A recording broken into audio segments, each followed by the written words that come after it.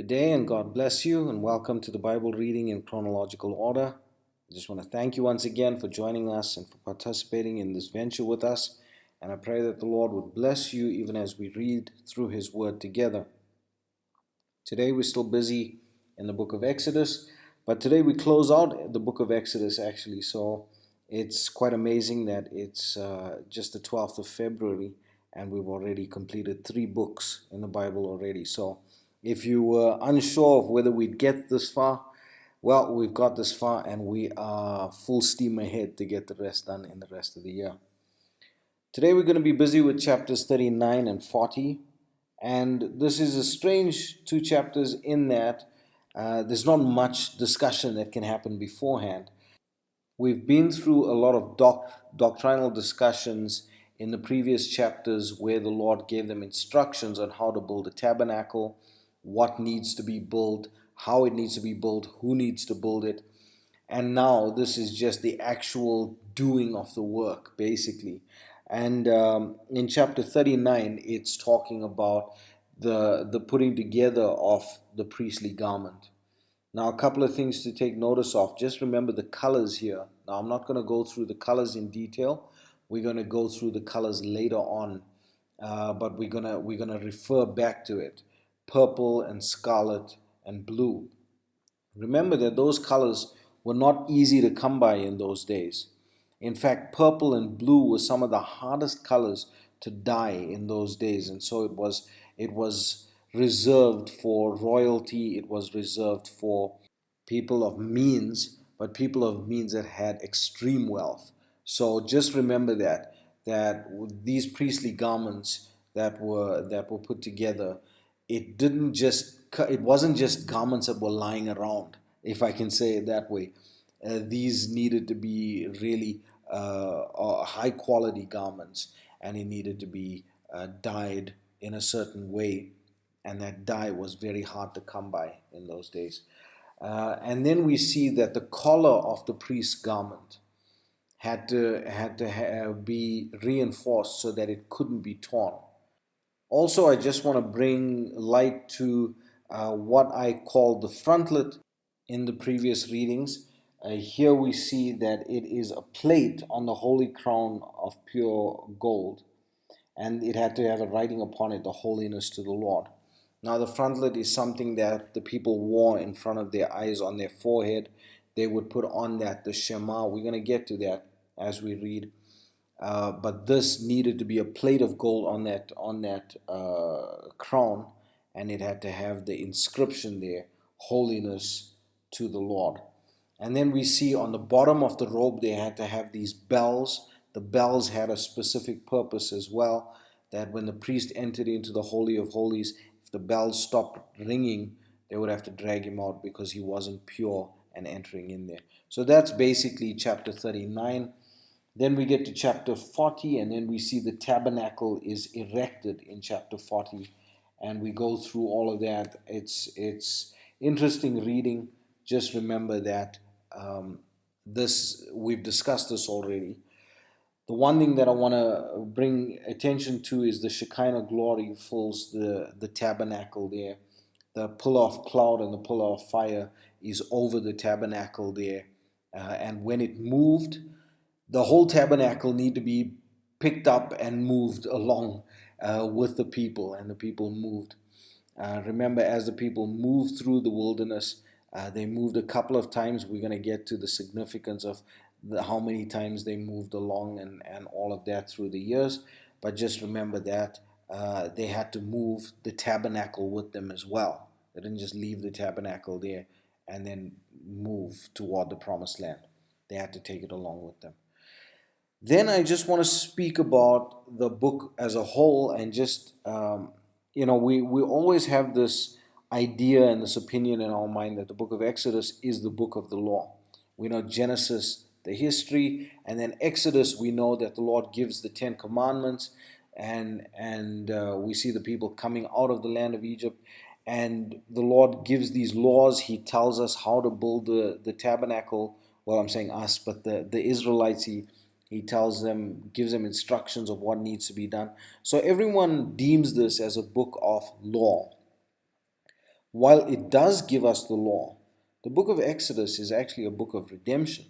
We've gone through the book in the last couple of days, and we see every time that when we look at it, it is the Lord's grace on His people, it is the Lord's mercy on His people, that even though they ignore the signs, He gives them mercy. Even though He provides for their need, they murmur against Him. And so when we look at it in this light, just remember that the book of Exodus is actually a book of redemption. And if we tie it to a book in the New Testament, we'd actually tie it to the book of Revelation, which again is a book that is misunderstood. The book of Revelation is a book of redemption. It is a book of calling out.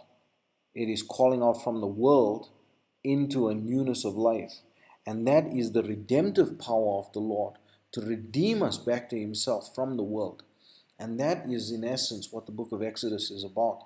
Read the book of Exodus in that light, and all of a sudden it makes the picture is completely different. All of a sudden we stop using the word they. We start looking at it inwardly and saying, we were also just the same. And the Lord redeemed us anyhow. So I pray that the reading would be a blessing to you. May the Lord bless you and keep you. May His face shine upon you. May He give you peace. God bless. Chapter 39. And of the blue and purple and scarlet they made cloths of service to do service in the holy place, and made the holy garments for Aaron, as the Lord commanded Moses. And he made the ephod of gold, blue and purple and scarlet and fine twined linen. And they did beat the gold into thin plates, and cut it into wires to work it in the blue and in the purple and in the scarlet and in the fine linen with cunning work. They made shoulder pieces for it to couple it together. By the two edges was it coupled together.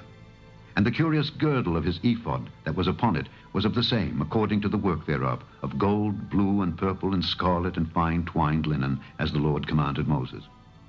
And they wrought onyx stones enclosed in ouches of gold, graven, as signets are graven, with the names of the children of Israel. And they put them on the shoulders of the ephod, that they should be stones for a memorial to the children of Israel, as the Lord commanded Moses. And he made the breastplate of cunning work, like the work of the ephod, of gold, blue, and purple, and scarlet, and fine twined linen. It was foursquare. They made the breastplate double. A span was the length thereof, and a span the breadth thereof, being doubled. And they set in it 4 rows of stones. The first row was a sardius, a topaz, and a carbuncle. This was the first row. And the second row, an emerald, a sapphire, and a diamond. And the third row, a ligure, an agate, and an amethyst. And the fourth row, a beryl, an onyx, and a jasper. They were enclosed in ouches of gold in their enclosings. And the stones were according to the names of the children of Israel, 12, according to their names, like the engravings of a signet, every one with his name, according to the 12 tribes. And they made upon the breastplate chains at the ends of wreathen work of pure gold. And they made 2 ouches of gold and 2 gold rings, and put the 2 rings in the 2 ends of the breastplate. And they put the 2 wreathen chains of gold in the 2 rings on the ends of the breastplate. And the 2 ends of the 2 wreathen chains they fastened in the 2 ouches, and put them on the shoulder pieces of the ephod before it.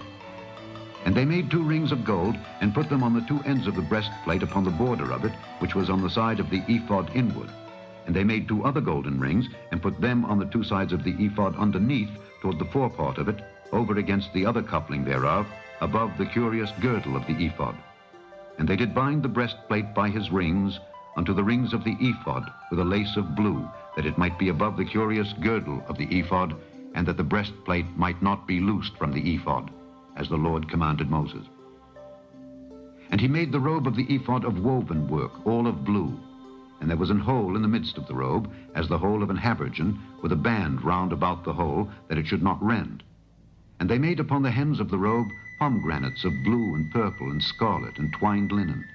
And they made bells of pure gold, and put the bells between the pomegranates upon the hem of the robe, round about between the pomegranates, a bell and a pomegranate, a bell and a pomegranate, round about the hem of the robe, to minister in, as the Lord commanded Moses. And they made coats of fine linen of woven work for Aaron and for his sons, and a mitre of fine linen, and goodly bonnets of fine linen, and linen breeches of fine twined linen, and a girdle of fine twined linen, and blue and purple and scarlet of needlework, as the Lord commanded Moses. And they made the plate of the holy crown of pure gold, and wrote upon it a writing like to the engravings of a signet, Holiness to the Lord. And they tied unto it a lace of blue, to fasten it on high upon the mitre, as the Lord commanded Moses. Thus was all the work of the tabernacle of the tent of the congregation finished. And the children of Israel did according to all that the Lord commanded Moses. So did they. And they brought the tabernacle unto Moses, the tent and all his furniture, his taches, his boards, his bars, and his pillars, and his sockets, and the covering of ram skins dyed red, and the covering of badger skins, and the veil of the covering, the ark of the testimony, and the staves thereof, and the mercy seat, the table and all the vessels thereof, and the showbread, the pure candlestick with the lamps thereof, even with the lamps to be set in order, and all the vessels thereof, and the oil for light, and the golden altar, and the anointing oil, and the sweet incense, and the hanging for the tabernacle door, the brazen altar and his grate of brass, his staves and all his vessels, the laver and his foot, the hangings of the court, his pillars and his sockets, and the hanging for the court gate, his cords and his pins, and all the vessels of the service of the tabernacle, or the tent of the congregation, the cloths of service to do service in the holy place, and the holy garments for Aaron the priest and his sons' garments to minister in the priest's office, according to all that the Lord commanded Moses. So the children of Israel made all the work. And Moses did look upon all the work, and behold, they had done it as the Lord had commanded. Even so had they done it. And Moses blessed them. Chapter 40. And the Lord spake unto Moses, saying, On the first day of the first month shalt thou set up the tabernacle of the tent of the congregation. And thou shalt put therein the ark of the testimony, and cover the ark with the veil. And thou shalt bring in the table, and set in order the things that shall be set in order upon it. And thou shalt bring in the candlestick, and light the lamps thereof. And thou shalt set the altar of gold for the incense before the ark of the testimony, and put the hanging of the door to the tabernacle. And thou shalt set the altar of the burnt offering before the door of the tabernacle of the tent of the congregation. And thou shalt set the laver between the tent of the congregation and the altar, and shalt put water therein. And thou shalt set up the court round about, and hang up the hanging at the court gate. And thou shalt take the anointing oil, and anoint the tabernacle, and all that is therein, and shalt hallow it, and all the vessels thereof, and it shall be holy. And thou shalt anoint the altar of the burnt offering, and all his vessels, and sanctify the altar, and it shall be an altar most holy. And thou shalt anoint the laver and his foot, and sanctify it. And thou shalt bring Aaron and his sons unto the door of the tabernacle of the congregation, and wash them with water. And thou shalt put upon Aaron the holy garments, and anoint him, and sanctify him, that he may minister unto me in the priest's office. And thou shalt bring his sons, and clothe them with coats. And thou shalt anoint them, as thou didst anoint their father, that they may minister unto me in the priest's office.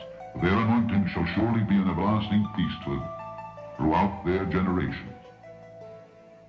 Thus did Moses. According to all that the Lord commanded him, so did he. And it came to pass in the first month, in the second year, on the first day of the month, that the tabernacle was reared up. And Moses reared up the tabernacle, and fastened his sockets, and set up the boards thereof, and put in the bars thereof, and reared up his pillars. And he spread abroad the tent over the tabernacle, and put the covering of the tent above upon it, as the Lord commanded Moses. And he took and put the testimony into the ark, and set the staves on the ark, and put the mercy seat above upon the ark. And he brought the ark into the tabernacle, and set up the veil of the covering, and covered the ark of the testimony, as the Lord commanded Moses. And he put the table in the tent of the congregation upon the side of the tabernacle northward, without the veil. And he set the bread in order upon it before the Lord, as the Lord had commanded Moses. And he put the candlestick in the tent of the congregation over against the table on the side of the tabernacle southward. And he lighted the lamps before the Lord, as the Lord commanded Moses. And he put the golden altar in the tent of the congregation before the veil. And he burnt sweet incense thereon, as the Lord commanded Moses. And he set up the hanging at the door of the tabernacle. And he put the altar of burnt offering by the door of the tabernacle of the tent of the congregation, and offered upon it the burnt offering and the meat offering, as the Lord commanded Moses. And he set the laver between the tent of the congregation and the altar, and put water there to wash withal. And Moses and Aaron and his sons washed their hands and their feet thereat. When they went into the tent of the congregation, and when they came near unto the altar, they washed, as the Lord commanded Moses. And he reared up the court round about the tabernacle and the altar, and set up the hanging of the court gate. So Moses finished the work.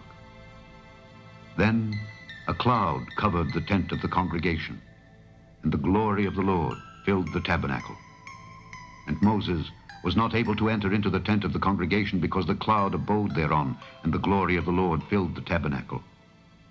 And when the cloud was taken up from over the tabernacle, the children of Israel went onward in all their journeys. But if the cloud were not taken up, then they journeyed not till the day that it was taken up. For the cloud of the Lord was upon the tabernacle by day, and fire was on it by night, in the sight of all the house of Israel throughout all their journeys. The end of the second book of Moses, called Exodus.